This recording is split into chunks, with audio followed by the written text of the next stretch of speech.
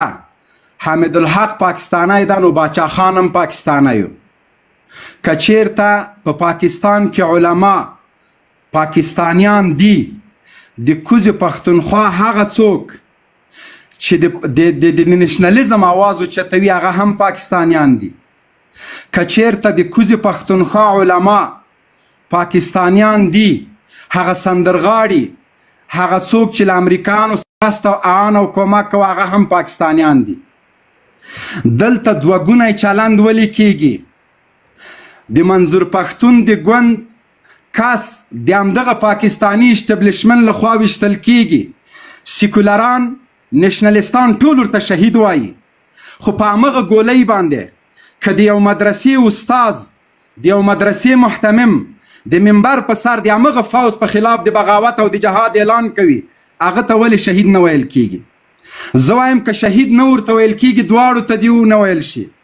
هغه څوک چې ځان اسلام پال بولي دومره د کمونیزم او د سیکولریزم له مبارزین نه متاثره کیږي چې خپل علماو ته شهیدان نه وایي زما د ټولې نړۍ له علماو سره د اسلام او د دین رشته ده زما د کلمې رشته ده ورسره د تا د ساز او د سورني رشته ده او د نشنلیزم رشته ده که د کوزې پښتونخوا پښتون ته حمایت کوي د نشنلیزم په خاطر یې کوي اما زه د همغه پښتونخوا د نشنلیست حمایت هم کوم زه د هغه په شهیدم اوښ کې تویم شهید ورته وایم اما ته هغه څوک چې د پښتونولۍ د افغانیت او د اسلامیت رشته ورسره زه پالم د دین رشته ورسره پالم په هغه کې بیا سیکولرستان را مخکې شي وایي وژونکی شهید ده که قاتل شهید ده دغه معیار به تا ته همدغه علما معلوموي چې کوم یو قاتل شهید ده که مقتول شهید ده دا معیار زه سندرغاړي او سیکولریزم ته په اختیار کې نه ورکوم د اسلام ټول معیارونه د شهادت او د جهاد ټول معیارونه همدغه علما او مدرسې ټاکي که چیرته زه د تا د شهید په معیار پسې لاړ شم د تا دوستم 3.5 امریکایانو ته شهیدان ویلې د تا هماغه معیار ده د سیکولریزم معیار دغه ده چې روسي او امریکایي اشغالګرو ته شهیدان ویلې ته هغه څوک شهید بولې چې مدرسې او جماعتونه یې بمبارول قرآن کریمونه یې د حافظانو په وینو سره کړه هغه قاتلانو ته شهیدان وایه زما او ستا معیار معلوم ده نن علنا زه وایم چې حضرت مولانا سمیع الحق د جمعې په ورځ له منبر نه راکوز شو د جهاد اعلان یې وکړه په شهادت باندې ورسېده دا چې سیکولریزم د دمبوره بچیان او د رباب او د منګي بچیان ورته شهید نه وایي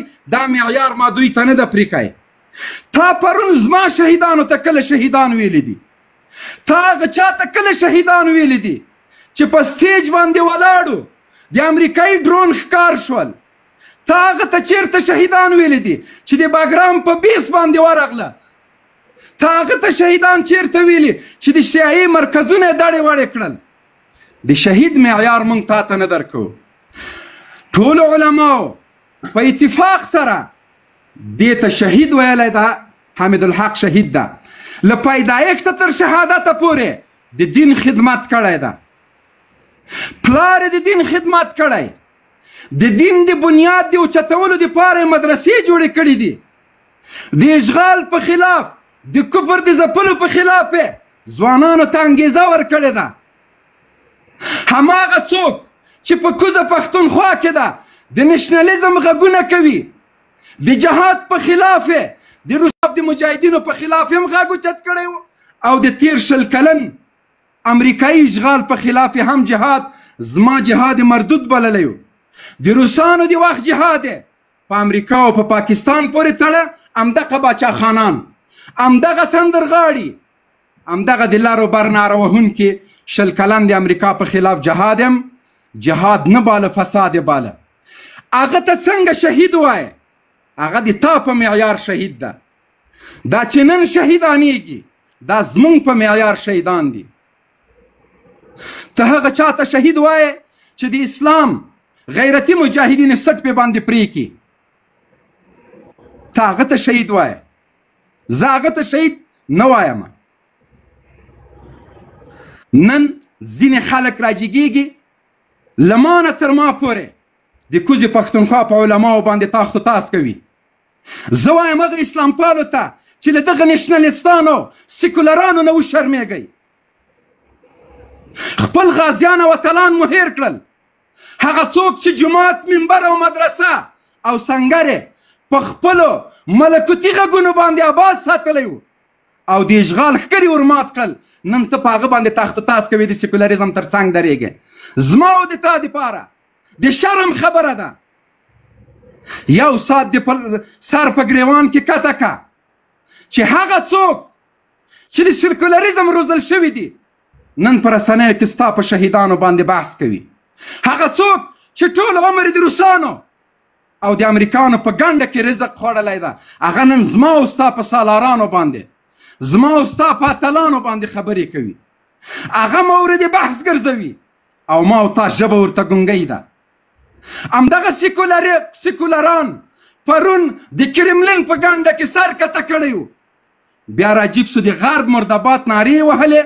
بیا چې کله امریکا راغی د امریکا په ګنډه کې سر کته که مرګ په لیلنې چغې وهلې. دا بس کړه وخت ډېر واخیست. دا هماغه نمک حرامه دي، دا هماغه غلامان او مزدوران دي، دا هماغه څوک دي چې سیکولریزم روزلی دي، دا هغه څوک دي چې د غرب په اخور باندې لوی شوي دي. قسم مې دې په خدای وي چې پخواني مجاهدین چې نن دوی په تاخت و تاس کوي د همدغه د ناموسونو ثمره وه چې مجاهدینو ته یې حواله کړل تر څو مجاهدین د دوی مرۍ ورپرې نه کړي.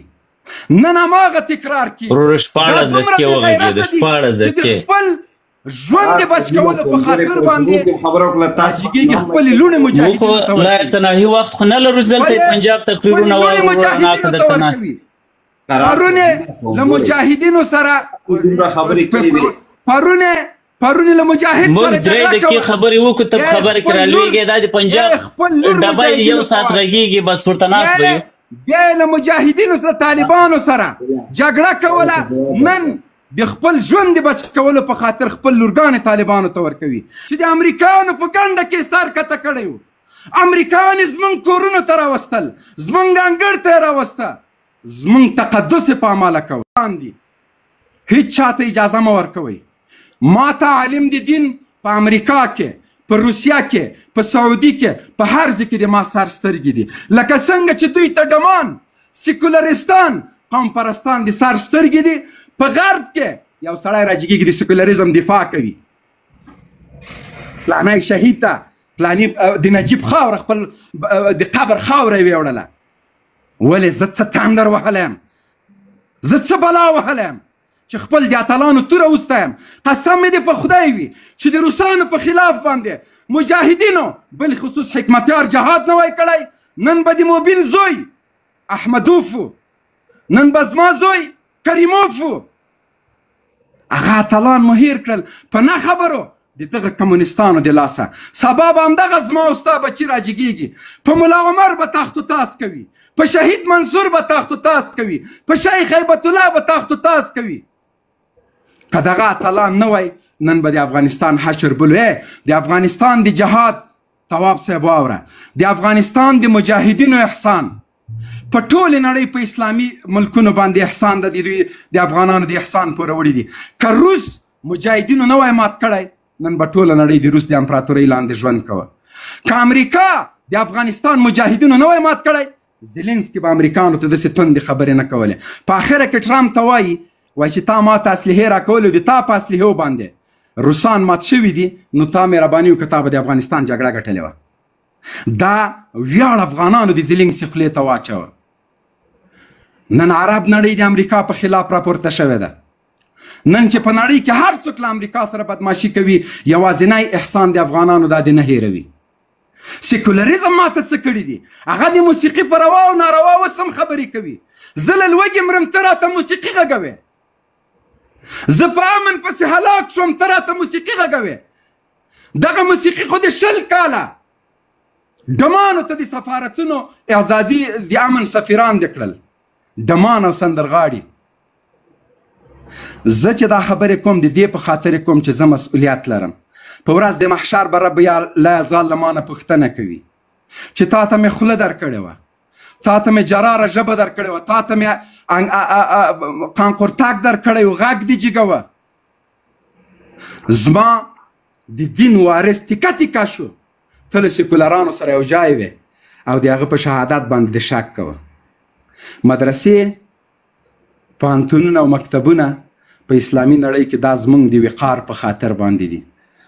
ما ته که په اسلام کې خور او مور نه پیژندل شي، ما ته که په اسلام کې محرم نه پیژندل شي، زه بیا خور مور نه پیژنم. له ټولو مسلمانانو نه مې دا هیله ده چې د دغو سیکولرانو په وړاندې دومره مه ګونګي کیږئ. دومره د تاسو په مزغو باندې اثر کړی چې په پاکستان کې عالم مونږ ته اصلا عالم نه ښکاري. هغه څوک ده چې دا پرون چې په منبر شهید شو، د پاکستان د ظالم او د جابر نظام په خلاف د جهاد اعلان وکړه. نن پرون ټوله ورځ د روژې احترام چا ونه که عبدالله وروره. زه چې هر چېرته تلم د دوی له دې ګستاخو ژبه نه دغه زهر پاشل کېده. ما ته چې تلقین کېږي د روژې په خاطر، خیر د دوی ته مو وایه چې زموږ په اسلافو پسې خبرې مه کوئ، زموږ په علماو په جهادي رهبرانو پسې خبرې مه کوئ، خولې مو در بندې کوئ، کنې ډېر څه موږ په لاس کې لرو چې تاسو په وړاندې ترې نه استفاده وکړو. السلام علیکم ورحمت الله وبرکاته. علیکم السلام ورحمت الله وبرکاته. ګورئ، د خبرو د شروع کېدو څخه مخکې ما